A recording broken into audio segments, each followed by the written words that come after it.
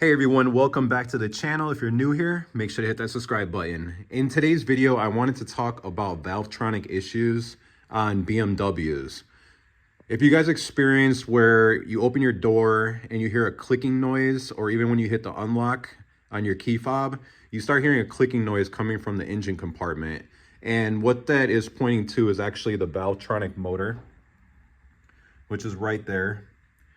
I've actually replaced that motor 2 times and it didn't solve my problem. And if you guys done this job before, you know that taking off the valve cover is pretty time consuming. There's a lot of parts that need to come off in order to access the Valvetronic motor.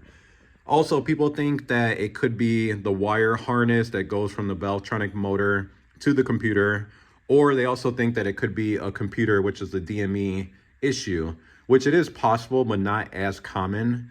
So the right fix for this would be to replace the Valvetronic motor, but also replacing the eccentric shaft, which I'm going to show you guys what I found after I removed it. Let me get it in focus here. You can see right towards the end right there, that broken tooth right on the end.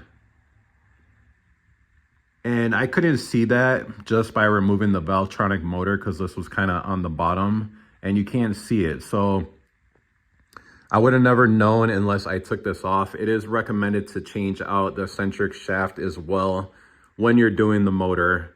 You also want to replace these roller bearings that go along it. That way you don't have to do this job more than once. So don't make the same mistake I did and just replace the eccentric shaft with the motor, and you should be good to go. If you guys have any questions, go ahead and comment. Don't forget to like this video, and please don't forget to subscribe.